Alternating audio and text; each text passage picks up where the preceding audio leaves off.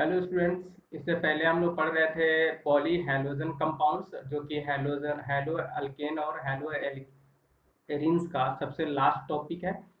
तो इसमें हम लोग दो टॉपिक पढ़ चुके थे और आज हम लोग पढ़ेंगे इसमें आयोडो फॉर्म के बारे में, यानी कि आयोडो फॉर्म डैट मीन्स की टेट्रा आयोडो मीथेन जिसको हम लोग बोलते हैं। तो यहाँ पे देखिए try iodo methane, try iodo methane को हम लोग यहाँ पे आयोडो फॉर्म बोलेंगे, जिसका फॉर्मूला होता है CH3 और इसका प्रिपरेशन हम लोग करते हैं। तो इससे पहले हम लोग हैलो फॉर्म रिएक्शंस के बारे में हम लोग पिछले वीडियो में हम लोग देख चुके थे।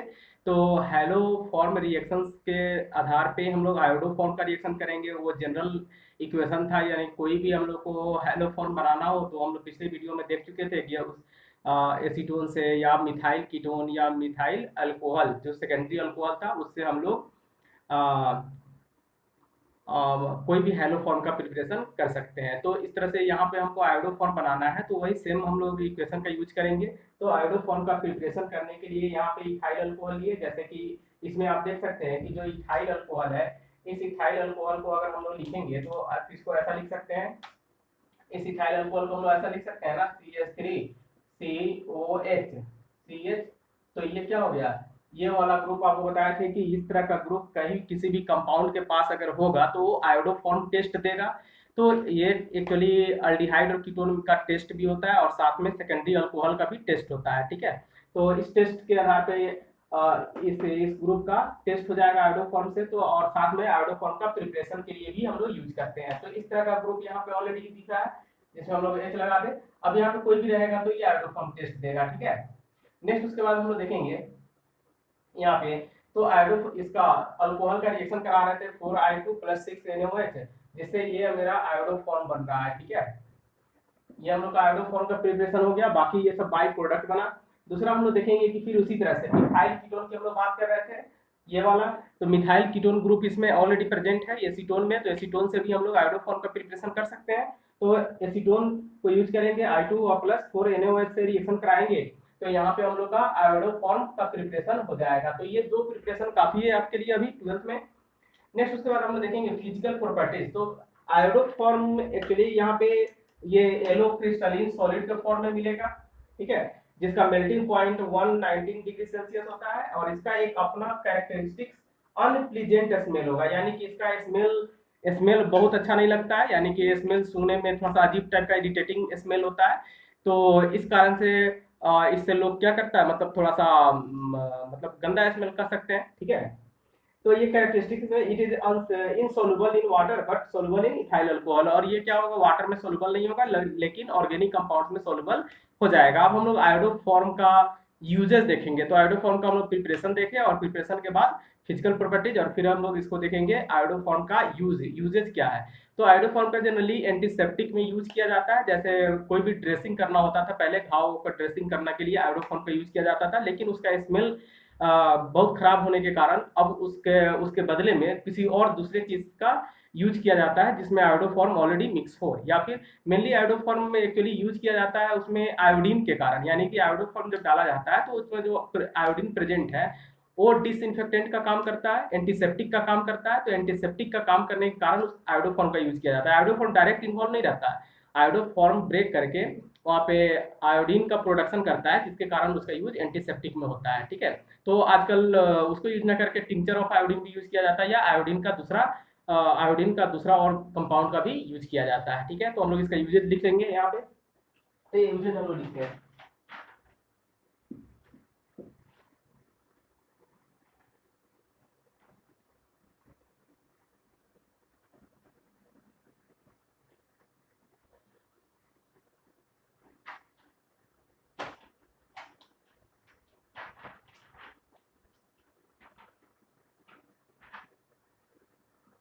यूजेज लिखेंगे, यूजेज में लिखेंगे हम लोग iodoform, iodoform is used as an antiseptic form is used as an antiseptic in surgery for in surgery for surgery for dressing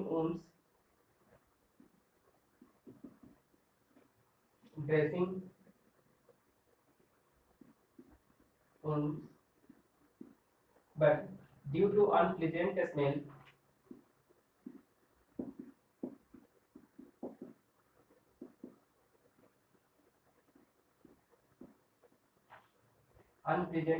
it is being gradually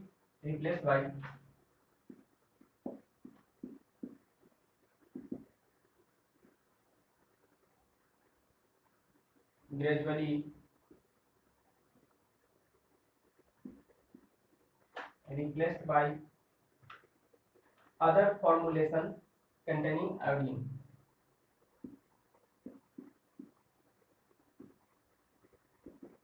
Formulation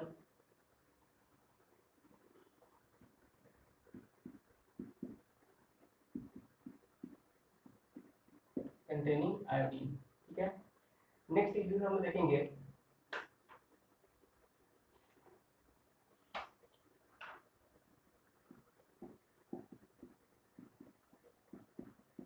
antiseptic properties of iodoform. Iodoform is due to libration of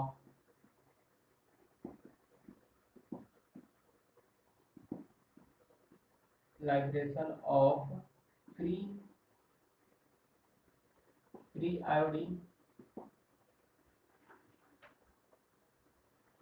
and not due to iodoform itself. And not iodoform itself. तो ये iodoform का uses था, इसको already हम लोग discuss कर चुके हैं। नेक्स्ट उसके बाद हम लोग आएंगे इसका नेक्स्ट कंपाउंड, पॉलीहाइड्रोजन कंपाउंड का नेक्स्ट कंपाउंड है हम लोग का 4th नंबर में तो है टेट्राक्लोरोमीथेन, जिसको हम लोग कार्बन टेट्राक्लोराइड भी बोलते हैं।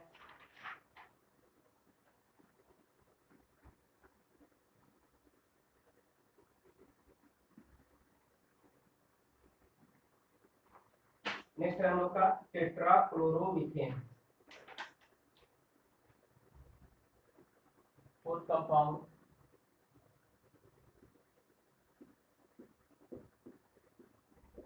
टेट्राक्लोरोमीथेन CCl4 और इसी को हम लोग बोलते हैं carbon tetrachloride.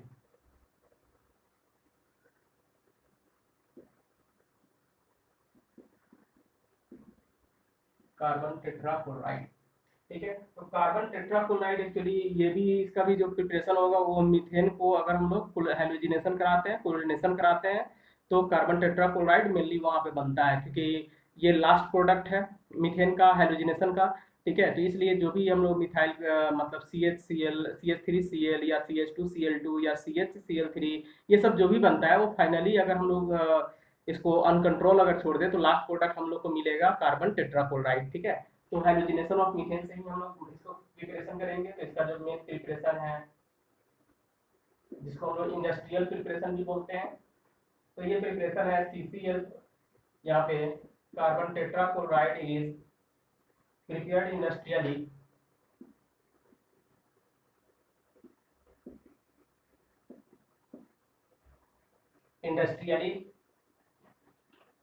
by chlorination of methane.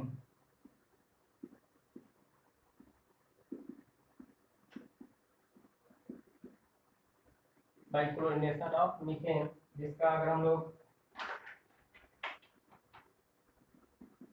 ये हो गया CH4 प्लस Cl2, यहाँ पे हम लोग 400 डिग्री सेल्सियस हीट कर देंगे, ठीक है। 4Cl2 बैलेंस कर दें तो ये मिलेगा हम लोग को CCl4 प्लस 4HCl। तो ये हम लोग का कार्बन टेट्राक्लोराइड का प्रिपरेशन हो गया, ठीक है। नेक्स्ट इसका हम लोग देखेंगे फिजिकल प्रॉपर्टीज।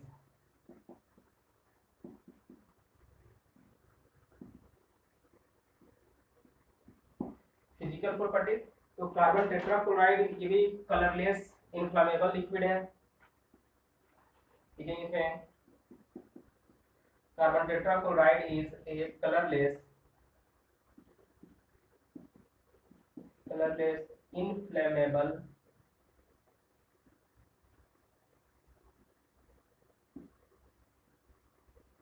inflammable liquid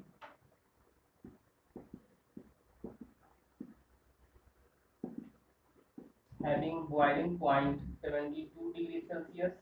ये इसका बॉइलिंग पॉइंट है। नॉर्मल रूम टेम्परेचर पे ये लिक्विड रहेगा। It is insoluble in water.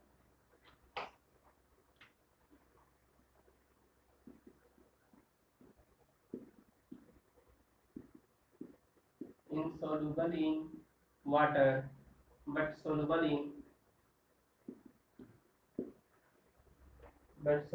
in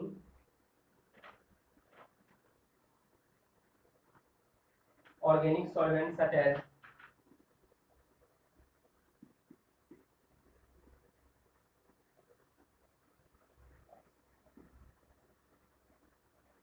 as ethers, benzene,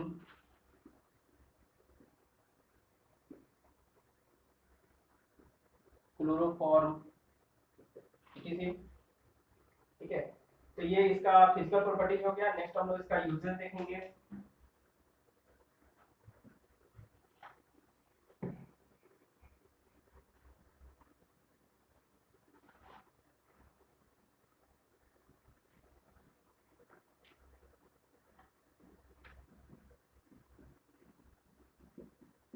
it is used as, यहाँ पे लिखेंगे used as a solvent particularly for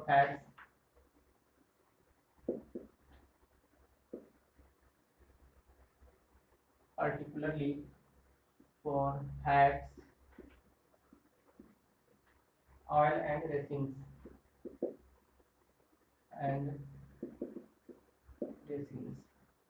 next उसके बाद यहाँ पे देखेंगे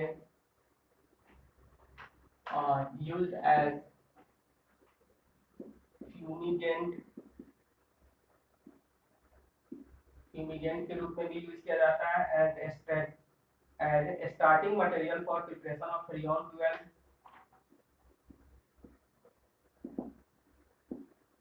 starting material for preparation of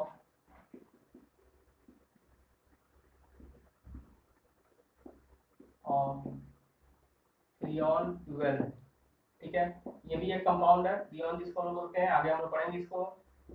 next उसके बाद a fire extinguisher under the name Pyrene, as a fire extinguisher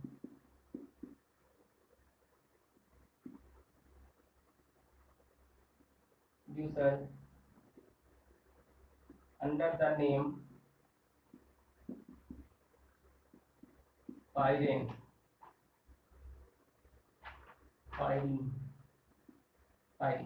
तो ये इसका यूजेस हो गया।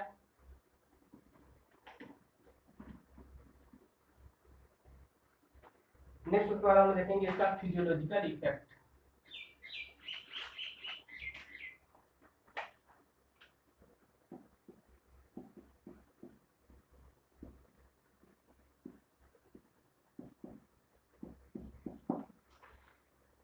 चलिए अब हम लोग कार्बन टेट्राक्लोराइड का फिजियोलॉजिकल इफेक्ट देखेंगे कि ह्यूमंस हेल्थ पे इसका क्या इफेक्ट प्रोड्यूस होता है। ठीक है, तो जिस तरह से हम लोग वहाँ पे डाइक्लोरोमीथेन देख रहे थे, सेम उसी तरह का इसका भी इफेक्ट प्रोड्यूस होगा कार्बन टेट्राक्लोराइड्स का। तो हम लोग इसका इफेक्ट्स देखते हैं। यहाँ लिखेंगे एक्सपोजर ऑफ CCl4, पहला exposure of carbon tetrachloride causes liver cancer in humans, causes liver cancer in humans, liver cancer in humans। The most common effect are dizziness,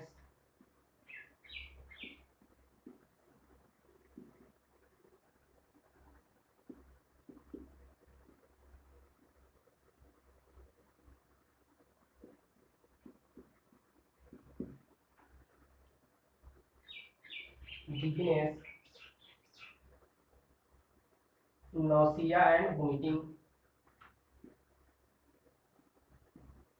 nausea and vomiting,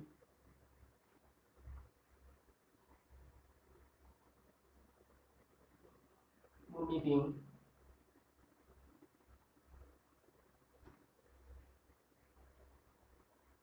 यहाँ पे लिखेंगे which can cause, which can cause permanent damage to nerve cell.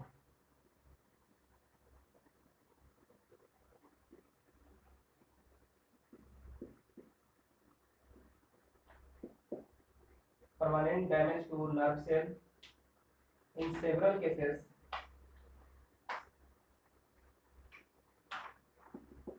Third point.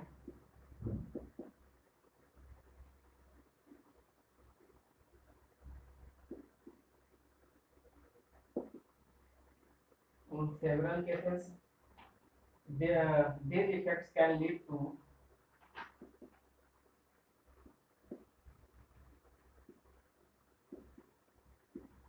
effects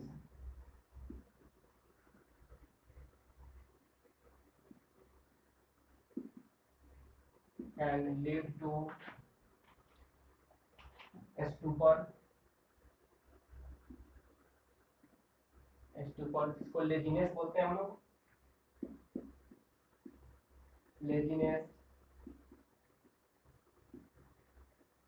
और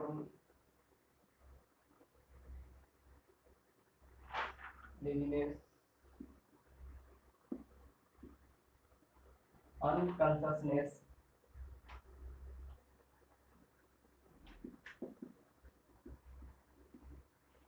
अनकॉन्शसनेस और death.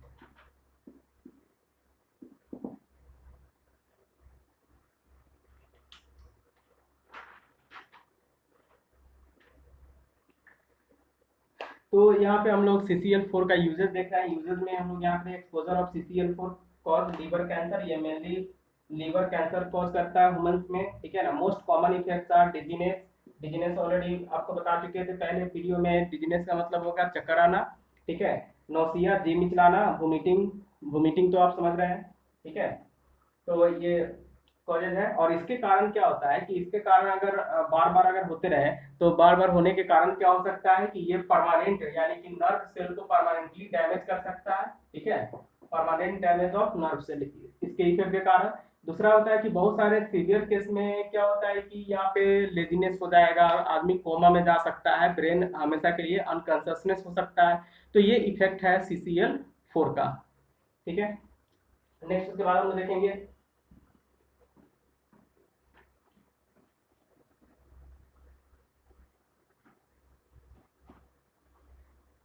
Next है हम लोग का prions.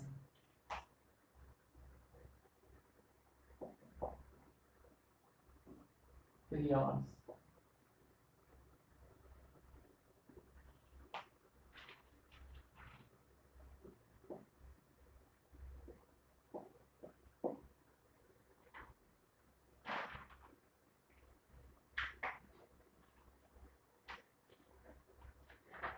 जो भी कंपाउंड है, खासकर मीथेन और इथेन का, क्लोरोफ्लोरो कंपाउंड्स, मीथेन और इथेन से बना हुआ, जिसमें फ्लोरीन भी रहेगा और क्लोरीन भी रहेगा, तो ऐसे कंपाउंड्स को हम लोग बोलते हैं फ्रियॉन्स, ठीक है। तो इसका हम लोग कोई भी हो सकता है, जैसे CFCl3 ले सकते हैं, जिसमें ऐसा मतलब कंपाउंड एक कार्बन और दो कार्बन का, जिसमें क्लोरीन भी हो और फ्लोरीन भी हो, ठीक है। तो हम लोग इसके बारे में लिख लेते हैं। Chlorofluoro compounds of methane and ethane,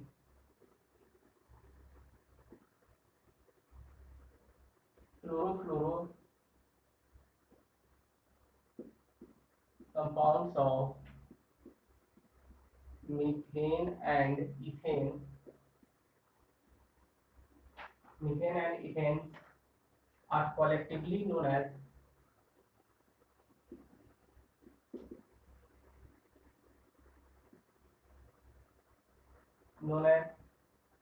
freons, freons और फ्लोरोफ्लोरोकार्बन,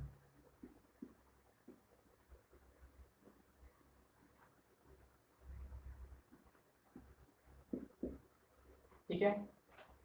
जैसे एग्जांपल के तौर पे अगर हम लोग देखें तो कोई भी कंपाउंड जैसे यहाँ पे CFCl3, इसको हम लोग बोलते हैं फ्रियोन 11, ठीक है, ये वाला। इसी तरह से CF2Cl2, इसको हम लोग बोलेंगे फ्रियोन 12,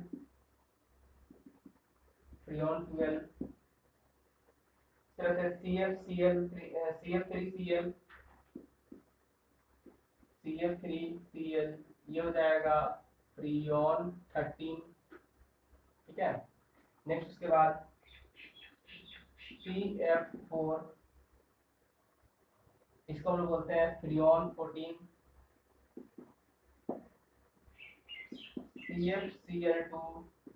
CFCl2, इसको हम लोग बोलते हैं फ्रियोन 112,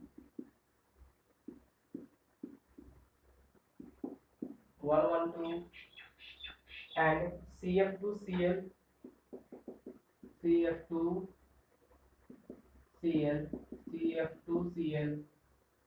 इसको हम लोग बोलेंगे फ्रियोन 114।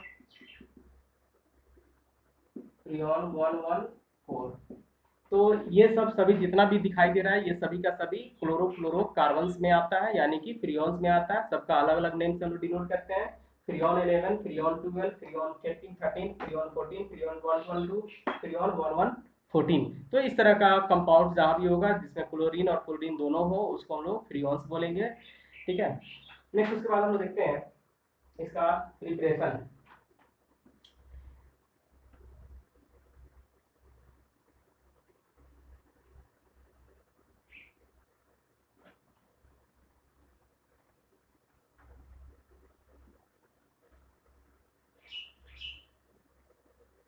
तो इस कंपाउंड में जितना भी फ्रियोन्स है इसमें CCl2F2, जिसको हम लोग फ्रियोन 12 बोलते हैं, वो सभी उस फ्रियोन्स का मेनली बहुत ज़्यादा यूज होता है और खासकर रेफ्रिजरेंट के रूप में यूज होता है रेफ्रिजरेटर में, ठीक है। तो यहाँ पे हम लोग को मेनली उसी के बारे में हम लोग डिस्कस करेंगे। तो इसका प्रिपरेशन कैसे होगा फ्रियोन 12 का, ठीक है, उसका प्रिपरेशन हम लोग देखते हैं। तो ये है प्रिपरेशन। प्रिपरेशन में आउट ऑफ दिस, इसको लिख देते हैं, out of this Freon 12 is most widely used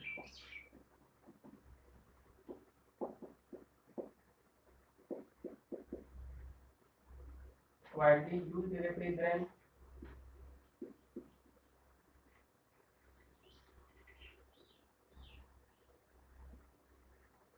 It is manufactured from CCl4,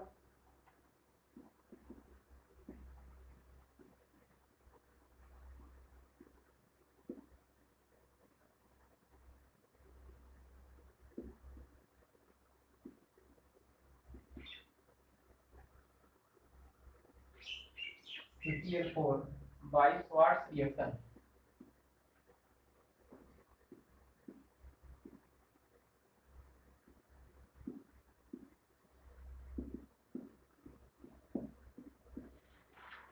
चलिए इसको हम लोग यहाँ पे फ्रियोन 112 जिसको हम लोग बोल रहे थे, फ्रियोन 112 मतलब CCl2F2। तो उसका प्रिपरेशन हम लोग करते हैं स्वार्ट्स रिएक्शन के थ्रू, स्वार्ट्स रिएक्शन। तो स्वार्ट्स रिएक्शन के से हम लोग इसका प्रिपरेशन कर सकते हैं। CCl4 को हम लोग को वहाँ पर सबस्ट्रेट लेना है, तो इसको हम लिखेंगे 3CCl4 प्लस 2SbF3 और नेक्स्ट यहाँ पे SbCl5, ठीक है।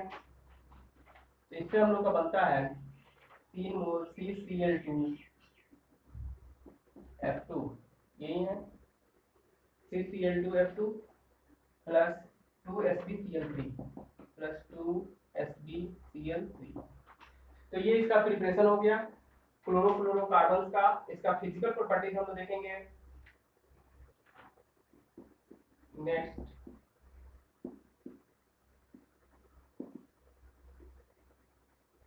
Physical properties. Freon is an odorless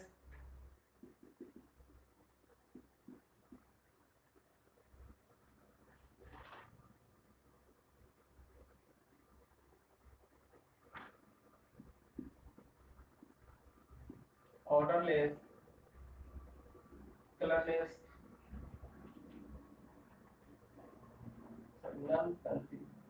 odorless, freon is an odorless, non-corrosive, non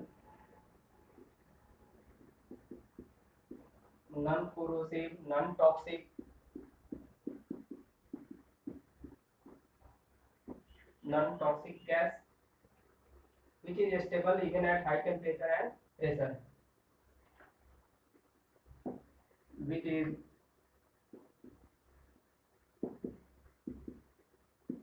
stable at even high temperature and pressure. Next उसके बाद हम लोग देखेंगे इसका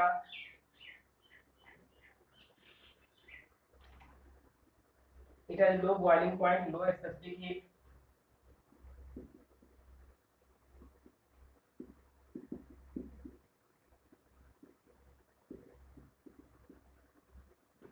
low specific heat and can easily liquefy by and can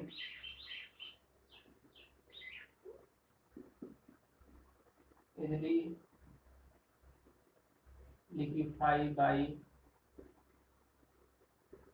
applying pressure। ठीक है, तो freon हम लोग यहाँ पे देख रहे हैं कि ऑर्डरलेस यानी कि इसमें कोई भी स्मेल नहीं होगा, नॉन कोरोसिव है।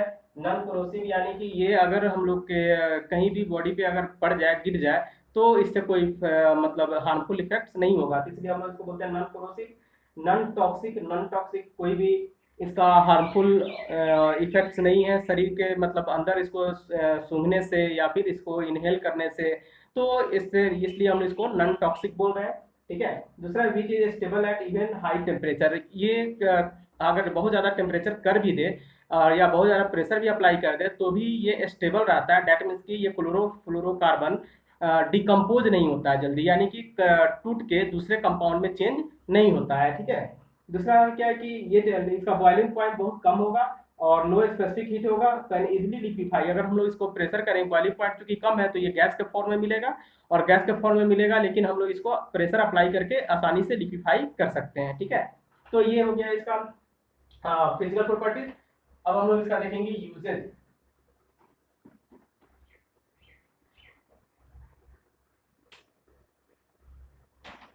यूजेज में देखेंगे it is widely used as a refrigerant,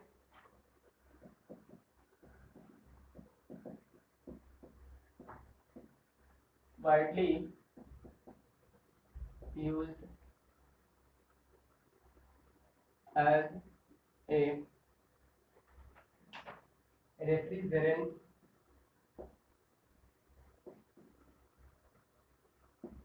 refrigerant, that means कि कूलिंग एजेंट के रूप में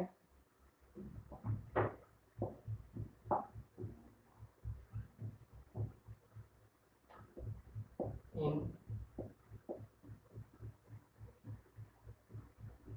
रेफ्रिजरेटर, ठीक है, and air conditioner,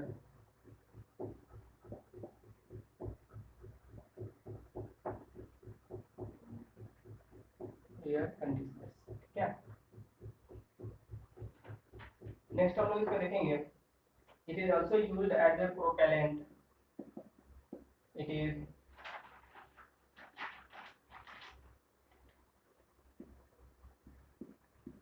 also used as a propellant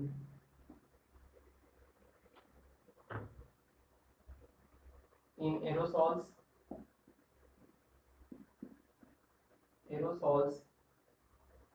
and foams, that is air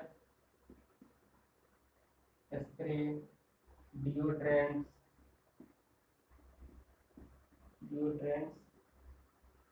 shaving creams,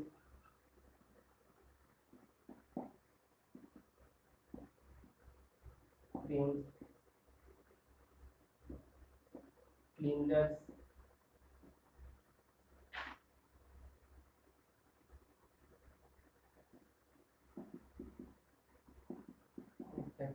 sides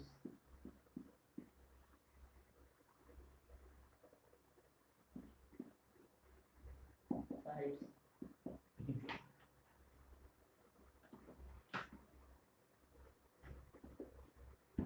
तो फ्रेयंस का मेनली जो यूज है वो कूलिंग एजेंट के लिए यूज किया जाता है। जैसे रेफ्रिजरेटर में आपको पहले से भी पता होगा कि सब लोग बताया जाता है कि रेफ्रिजरेटर यूज करने से यानी कि फ्रिज यूज करने से एयर कंडीशन से क्लोरोफ्लोरोकार्बन्स निकलता है और एटमॉस्फेयर को में ओजोन लेयर को डिप्लेट करता है। तो ये ऑलरेडी हम लोग बहुत पहले से सुनते आ रहे हैं। ठीक है। दूसरा चीज होता है कि जहाँ भी जैसे सेविंग क्रीम में, डिओड्रेंट्स में, ये सब में क्लोरोफ्लोरोकार्बन का यूज किया जाता है मेनली उसको कूल रखने के लिए। ठीक है ना, कूलिंग एजेंट के रूप में। ठीक है। वही चीज है यहाँ पे स्प्रे के रूप में, डिओड्रेंट्स के रूप में, सेविंग क्रीम्स में यूज किया जाता है, क्लीनर्स में, ठीक है ना, इंसेक्टिसाइड्स में। यूजेस के बाद हम लोग इसका देखेंगे इन्वायरमेंटल इफेक्ट्स के। सीएफसी का यूज, इन्वायरमेंटल इफेक्ट्स क्या है?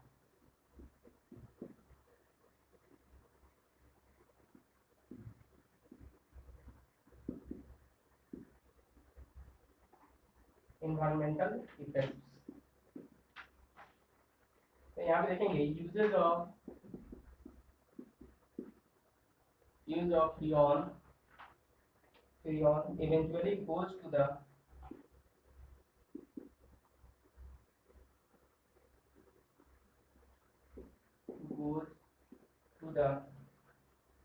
atmosphere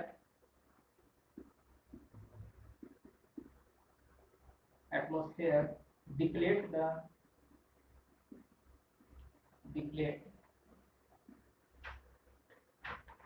the protective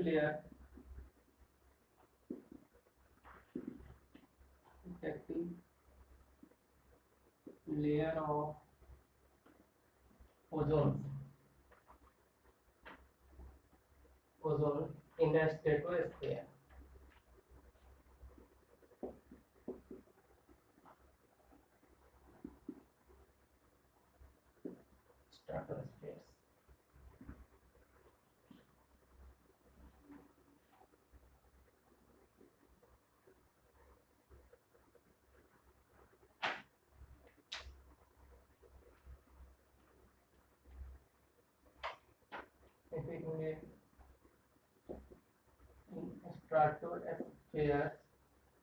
Stratosphere, freon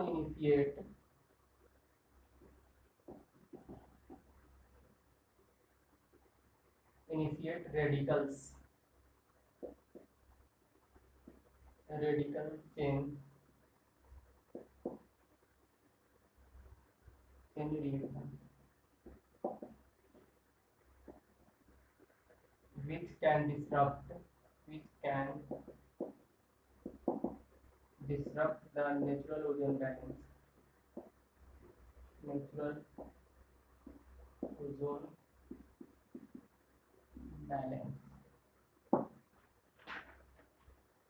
चलिए, तो यहाँ पर हम लोग क्या देखें कि फ्रियोन का यूज हम लोग करते हैं तो ये एटमॉस्फेयर में यानी कि सीएफसी एटमॉस्फेयर में जाता है। ठीक है।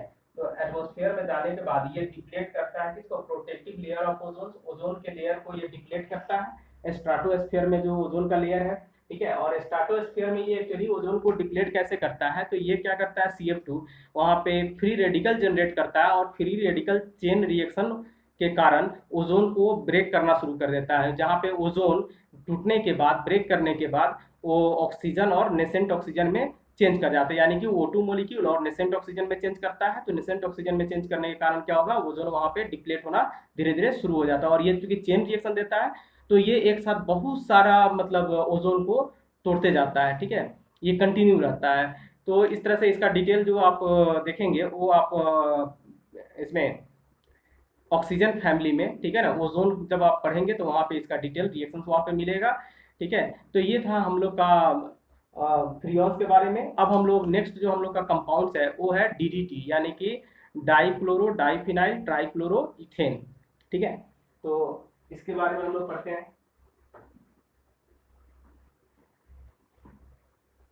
नेक्स्ट है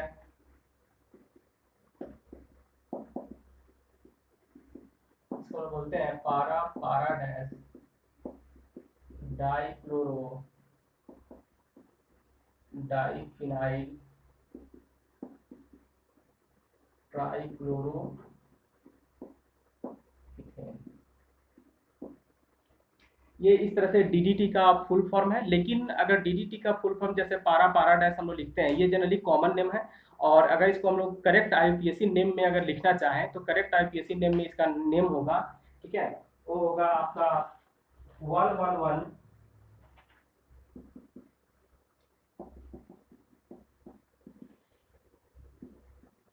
111 ट्राइक्लोरो ट्राइक्लोरो 22 दिस 4 क्लोरोफिनाइल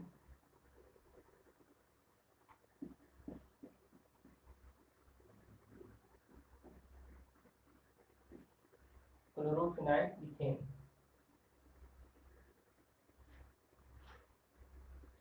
तो ये इसको हम लोग ऐसे लिखते हैं। तो ये इसका करेक्ट आईपीएसी नेम हो गया यहाँ तक, ठीक है। 111 ट्राइक्लोरो 22 बिस 4 क्लोरोफिनाइल इथेन, ठीक है। इसका स्ट्रक्चर हम लोग बनाते हैं, तो ये इसका स्ट्रक्चर ऐसा होता है।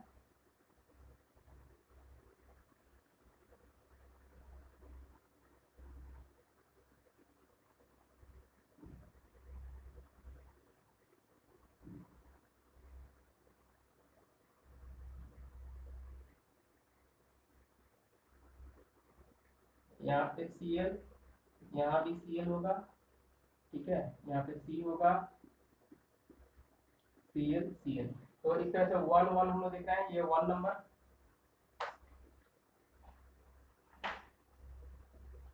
ये कार्बन का मेन चेन लेंगे इसको, ठीक है, ये हो जाएगा 1 और ये हो जाएगा 2, तो इसलिए यहाँ पे 111 ट्राइक्लोरो हो गया ये वाला, ठीक है। और 2 नंबर पे ये वाला कंपाउंड, ठीक है, जिसमें 1 2 3 4 यहाँ पे होगा, तो 4 क्लोरोफिनाइल आ रहा है। तो ये और ये ऐसा कंपाउंड 2 बार है, तो इसलिए यहाँ पे लिखा है 20 4 क्लोरोफिनाइल, ठीक है, ये वाला और ये वाला मेन चेन इथेन, ठीक है। तो ये इसका स्ट्रक्चर है डीडीटी का, और उसके बाद इसका फिल्ट्रेशन हम लोग देखेंगे।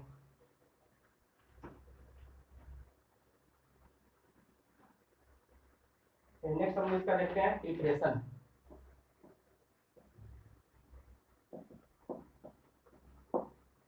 It is prepared by heating chlorobenzene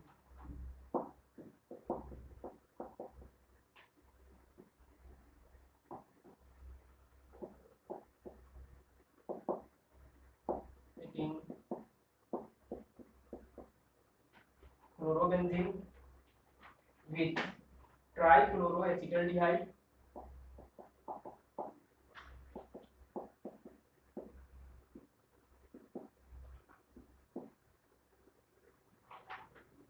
acetaldehyde, जिसको हम लोग क्लोरल भी बोलते हैं, ट्राइक्लोरोएसिटल्डिहाइड को हम लोग बोलते हैं क्लोरल, ठीक है। In the presence of Comte H2SO4, in the presence of concentrated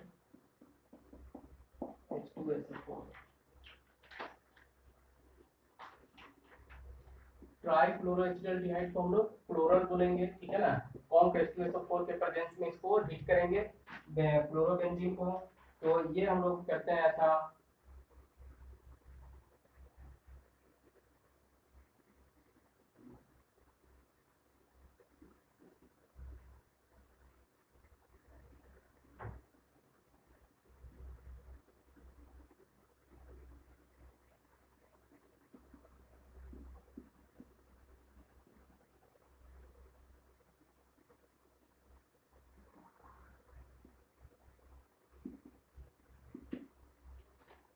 plus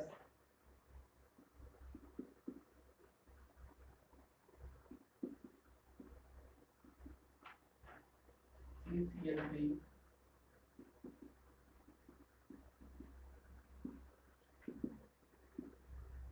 com H2SO4 and heat. तो इस तरह से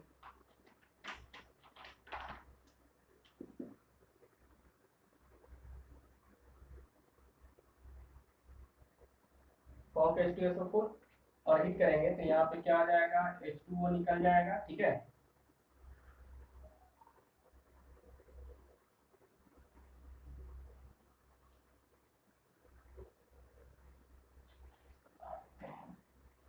तो यहाँ से वाटर रिमूव होने के बाद ये बन जाएगा ऐसा,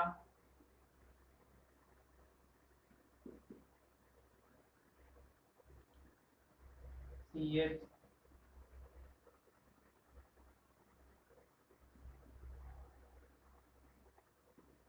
C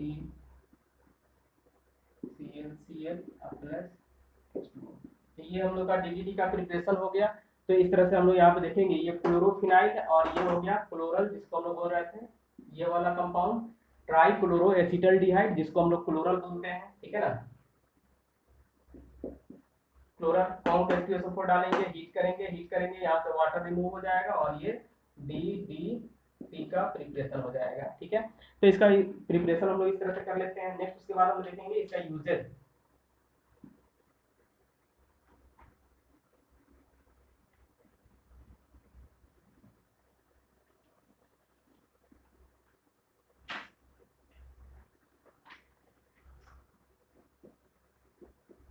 uses uses mainly insecticide के लिए यूज किया जाता है, ठीक है ना। DDT is a cheap but powerful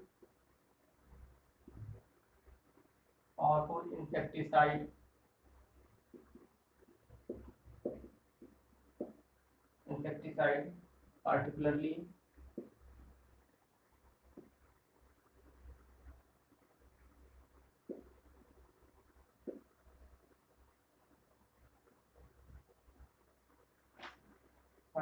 very effective against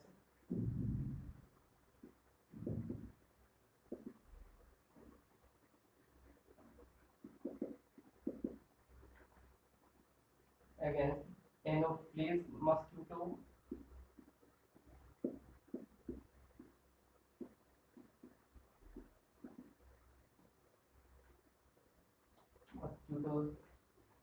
which spread malaria.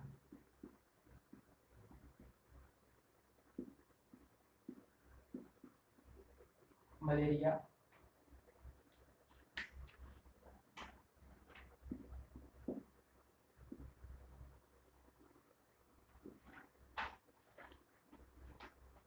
is virtually being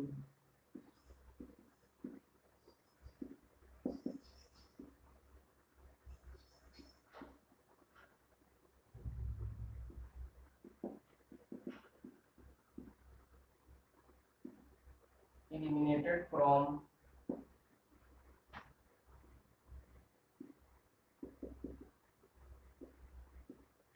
India by using DDT.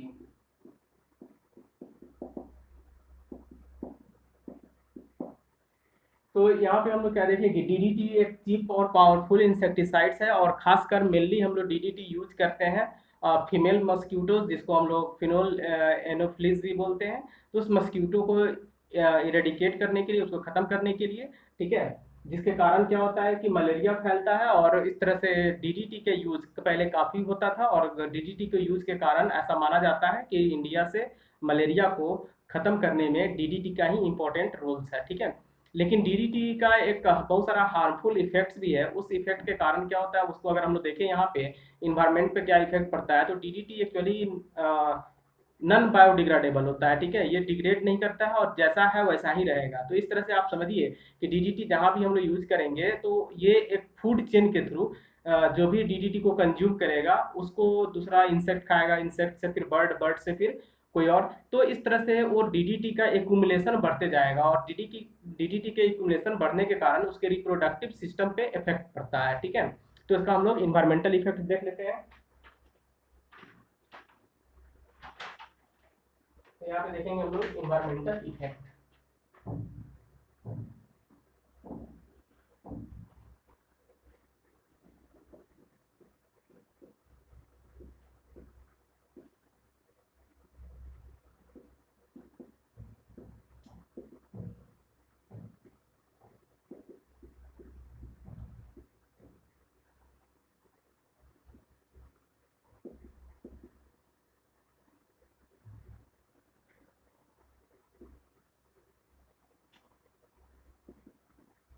biodegradable and hence cause environmental pollution, hence cause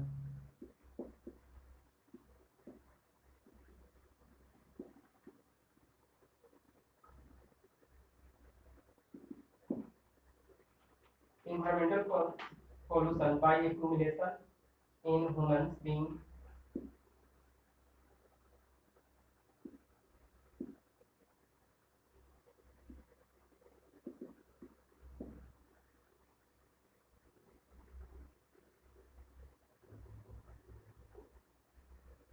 pollution by accumulation in soil.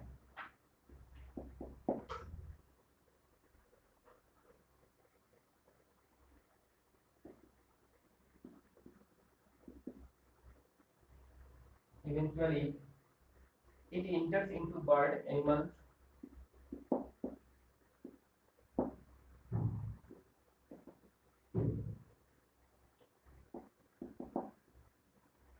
birds, animals, and human beings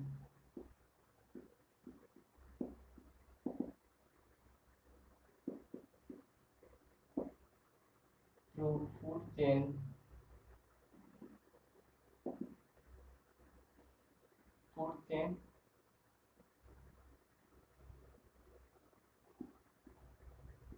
exerts its toxic effect